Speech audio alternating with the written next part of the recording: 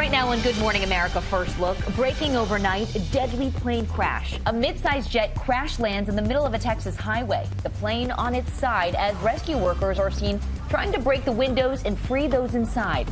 What officials are now saying. Millions now bracing for a potential tropical storm after days of heavy rain in the south. Flooding now being blamed for at least one death in Texas. What to expect today. The alleged plot targeting the UFC event at the White House. The FBI says the suspects plan to use snipers and drones carrying explosives. The new details on the 5 men arrested. Sentencing day for the Gilgo Beach killer. 3 years after his capture, what's expected in court today. Hillary Clinton blasts former President Biden. He made a terrible mistake, blaming him for Democrats losing the 2024 election. A triumphant return to the World Cup. He's from another planet. Lionel Messi returns to defend Argentina's title. And can you guess the prop from this iconic scene now expected to sell for over $1 million? From ABC News, this is Good Morning America First Look. Good morning, everyone. I'm Sophie Flay. And I'm Hanna Battah. We begin with the deadly plane crash overnight. It happened in Laredo, Texas. The crash was reported shortly after 10 p.m. Officials say the mid-sized private jet experienced a mechanical failure after taking off from Cabo, Mexico. The plane crashed into a busy highway, striking a car. Drivers captured video showing flames shooting from the wreckage. 6 people were in the plane, including crew members. Police confirming at least one of them has died. The others taken to a local hospital. Those who were inside the car reportedly made it out alive. Several Good Samaritans were seen rushing to help first responders. Video shows people attempting to break the plane's windows to free those inside. 5 officers who went in to help were taken to the hospital with smoke inhalation. We can literally feel the heat from the fire and the smell. I was scared for the people inside and for the people that was helping. I didn't know if that fire was gonna make the aircraft explode. And an investigation is underway. Officials from the NTSB and other federal authorities are expected to arrive today. Also in Texas and parts of the southeast, officials are warning of possible life-threatening flooding. That comes amid days of heavy rain and the potential for what would be Tropical Storm Arthur.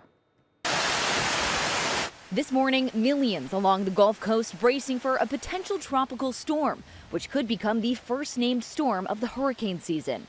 The threat comes after days of heavy rain and deadly flooding across Texas. Outside San Antonio, one woman was killed after her vehicle was carried into a creek.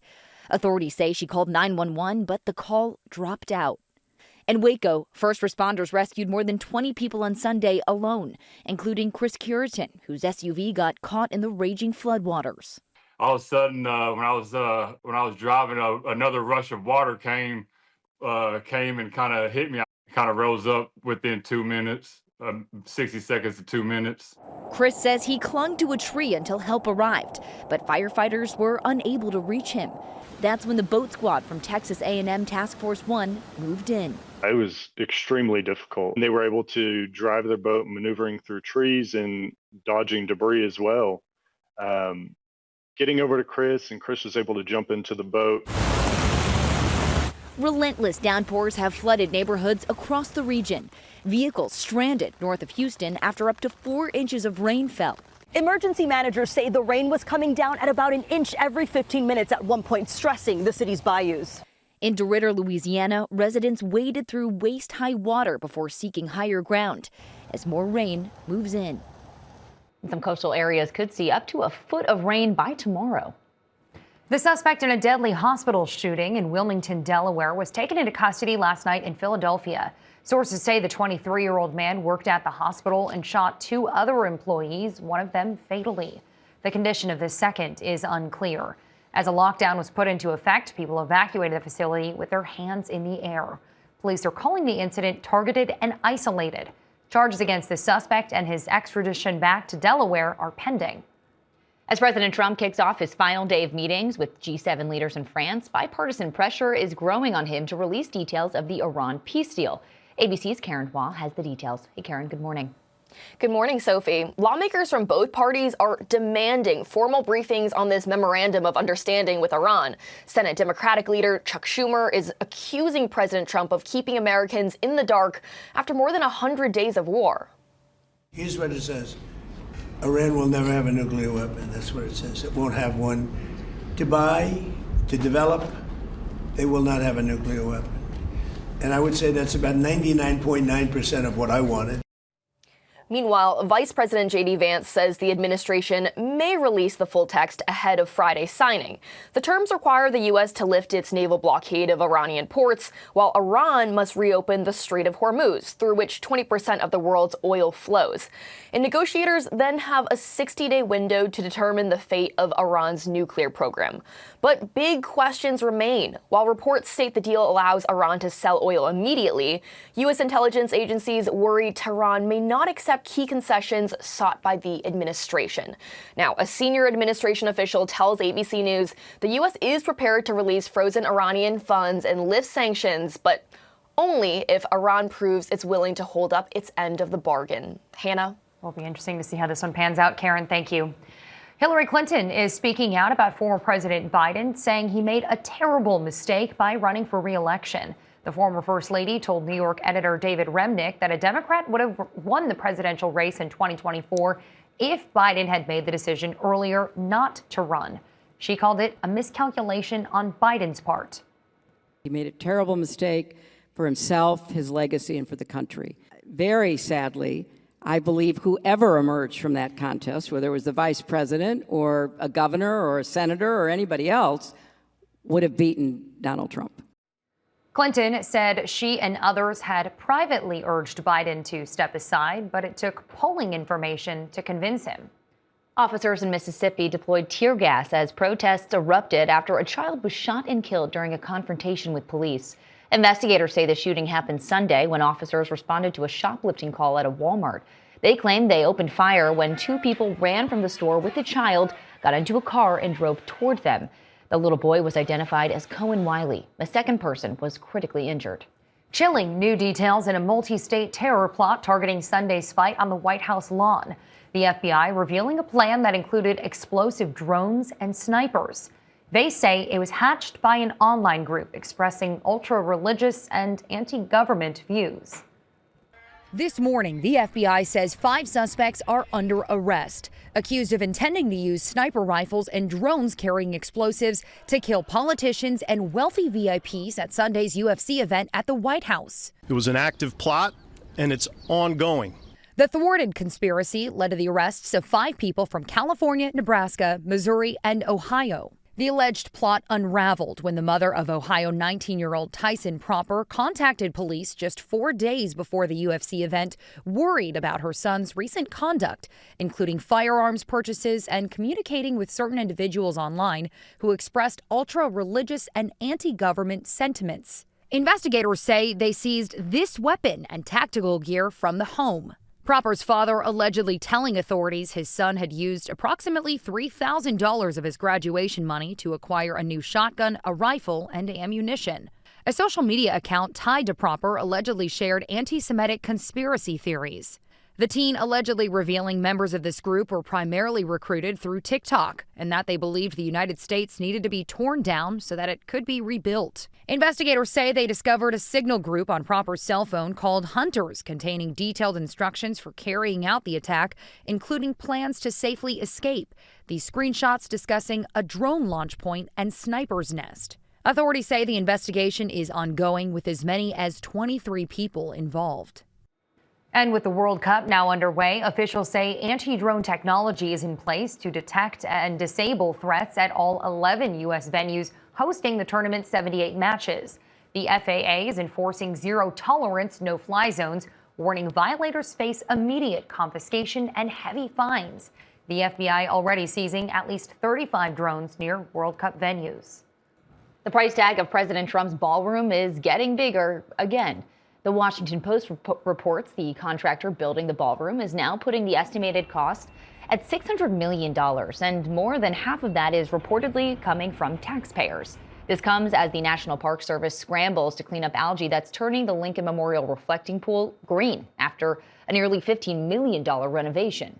A Russian warship fired warning shots at a British yacht in the English Channel after the two vessels came dangerously close to one another.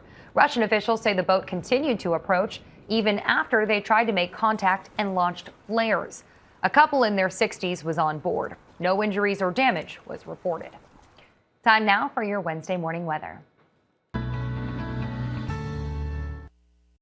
Good morning. Monitoring two big weather stories today. The ongoing flash flood risk along the Gulf Coast. This is infused by a brewing tropical system. Could have 2 to 4 inches an hour in the significant risk area from Houston over to New Orleans. And then the severe weather across the Midwest. Couple of rounds of severe storms. And these could have significant tornadoes, some long track, big hail as well, and 80-mile-per-hour gusts. Peoria to Rensselaer, the area of biggest concern. Some of these storms move into the Northeast tomorrow. That may mean some issues with showers into the New York City area for the Knicks celebration. That's your forecast. I'm ABC News senior meteorologist Lee Goldberg.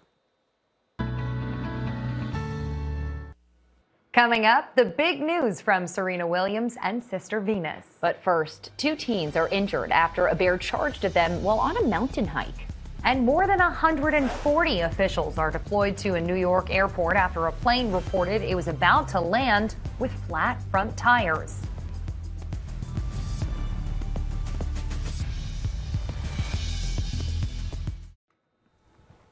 We're back with a teenager being brought to safety after being attacked by a bear on a mountain trail east of Seattle. He was part of a larger group that encountered the bear and scattered. One other person suffered a twisted ankle while fleeing. Both are expected to be okay. At JFK Airport, emergency crews scrambled to meet a Delta flight on the runway following reports of 2 flat tires. The flight arriving from San Juan touched down safely and no one was injured. Delta later acknowledged there was some damage to one of the tires. An admitted serial killer is facing justice today on New York's Long Island. Some of the families of his 8 victims are expected to appear in court today, some waiting decades for closure. Lionel Moise has the details. Coming out, Judge. This morning, admitted serial killer Rex Heuermann will be sentenced after pleading guilty to murdering 8 women and burying their bodies on Long Island. The Manhattan architect and dad accused of living a double life targeting sex workers. This defendant walked among us, play acting as a normal suburban dad, when in reality, all along, he was obsessively targeting innocent women for death. Some were found dismembered and wrapped in burlap on the beach. I would never stop searching for justice for you. Through every year, every setback, every unanswered question, I carried you with me, and I kept that promise. It was DNA evidence from pizza crust and hair samples found on the victims that led to Heuermann's arrest in 2023. His now ex-wife reacting after he admitted to the murders. My thoughts and prayers are with the victims and their families. Their loss is immeasurable, and the focus should be on them at this time and moment. Heuermann has been in custody the last 3 years in a 6-by-9-foot cell. The Suffolk County Sheriff saying Heuermann spends his time reading violent crime and mystery novels and has also written back to another serial killer, Keith Hunter Jesperson, known as the Happy Face Killer. A lawyer for some of the victims' families calling the pair losers and cowards, saying they both murdered someone's daughter, someone's mother, someone's sister. They chose the most vulnerable victims. Heuermann faces life in prison without the possibility of parole. His family is not expected to attend today's sentencing, but victims' family members are expected to give statements. Hannah, Sophie. Lionel, thanks. Coming up, the triumphant return to the World Cup for Lionel Messi. Also ahead, one of the most iconic props in movie history is about to be sold at auction. Back now with a dignified transfer more than 7 decades in the making. The remains of a fallen Korean War airman returning to his home state of Wisconsin. Daniel McMahon died in 1952 when a military aircraft crashed in Alaska. The wreckage was found in 2012, prompting a years-long effort to identify the victims. Lionel Messi is back at the World Cup, leading Argentina past Algeria. But in Kansas, the visiting team has already won the local community's hearts. Lionel Messi, there's your goal! Overnight, Lionel Messi and defending champs Argentina kicking off the World Cup with a win. Lionel Messi! Superstar Lionel Messi scoring 3 times, a hat trick in a rout of Algeria. He's from another planet. But the World Cup is much more than just final scores. Team Algeria, welcome to Lawrence, Kansas. The city of Lawrence, Kansas, which has chosen to host the Algerian national team, has made sure their new foreign friends feel right at home. 1, 2, 3, Viva Algeria! Go Team Algeria! The University of Kansas marching band playing the Algerian national anthem. Even the school's mascot got in on the action. We're Algerian at heart right here. Yes. We are part of Algeria, and Algeria is a part of us. And a local artist unveiled this massive Algerian flag on the ground of the school. We are so excited about just being a small footnote to this larger story of how FIFA and the World Cup, it's not about football, it's about cultures coming together. It's about shared humanity. As for the Algerian fans, they've brought their own flair to the area. Less than an hour away, Algerian fans taking to the streets of Kansas City to celebrate ahead of their opening game. Coming up, more fun from the World Cup, plus McDonald's is bringing back a menu item that fans have been demanding for decades.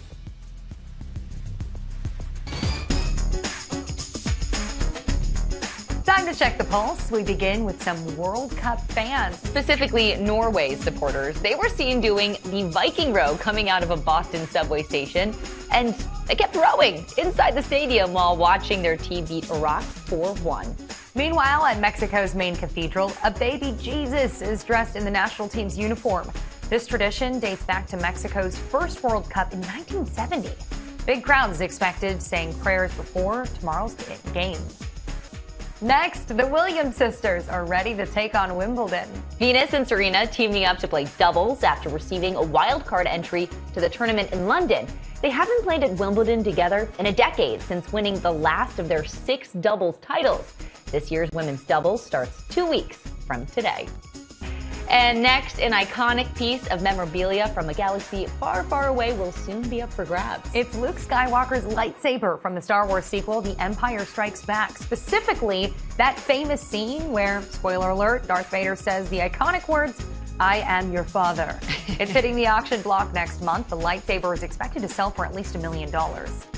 Next, McDonald's gift to America for its 250th birthday. Yeah, 3 words, fried apple pie. The legendary menu item hasn't been served at McDonald's since 1992 when it was replaced by a baked version, and now it'll be available at limited locations.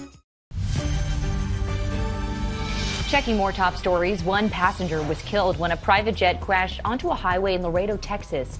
5 other people on board survived. Police say an airport tower lost contact with the plane after pilots reported mechanical issues. Also in Texas, warnings about potentially life-threatening flooding amid days of heavy rain. The flood threat stretches into parts of the southeast. The region could also see the season's first tropical storm forming today. Congressman Mike Collins won the Republican runoff for Senate in Georgia after a last-minute endorsement from Trump. He'll face Senator Jon Ossoff in November. But Trump's pick for Georgia Governor Burt Jones lost to billionaire Rick Jackson. Jackson will take on former Atlanta Mayor Keisha Lance Bottoms. Today's weather, hot, dry conditions mean elevated fire danger from Washington state into the plains and violent morning and afternoon storms in the Midwest. And finally, the bakery business, that's a family affair. Danny New has their story. What kind of dough is Daddy making? As Father's Day begins to proof for Sunday, he's a poopy pants and I love him. We're meeting a dad whose children love to both tell you about his baking and his nickname. And then you also go by Mr. Poopy Pants? Yep, that's what it says on my shirts. Oh, fantastic. Nitch here owns a bakery in the Seattle area, and for the past 6 months, you're watching a day of the life of our daddy. Welcome to his bakery. These videos where his son and 2 daughters narrate their dad's kitchen routine have been picking up millions of views online. He may whip up a special croissant to celebrate the Seahawks. Daddy makes baklava, and I love my daddy's baklava. Or use his mother's baklava recipe from his family's Kurdish roots in northern Iraq. When you put it all together, me and my wife will rewatch it 1,000,000 times. Their conversation, that's the best part. But the journey here was not easy for Nitch. He was working full-time as a nurse when he bought this bakery almost a decade ago, and he did not have any formal training. To get to this point, Nitch says it was mostly trial and error and a whole lot of YouTube videos. At the time, however, he slowly found his niche through croissants, baklava, and pita bread. This pistachio is really good, but the chocolate bitter. And then everything changed in January when his 3-year-old rock star Malik grabbed his microphone to avoid going to bed one night. Now, Nitch says the store has gotten so busy he's even been able to hire more help so he can finally take more days off to spend with his family. the bakery took so much away from me being with my kids, and now it's all about my kids. That's the biggest blessing that had came out of all of this, was that it brought me back to my family. We mentioned Malik, but I want to make sure I also shout out Aya, who is 6 years old, and then Mira, who just turned 10. Happy birthday, Mira. I'm sure her cake for her birthday was pretty decent. Gotta bet. Yeah, definitely. Danny, thanks. That's your GMA First Look. Have a great day.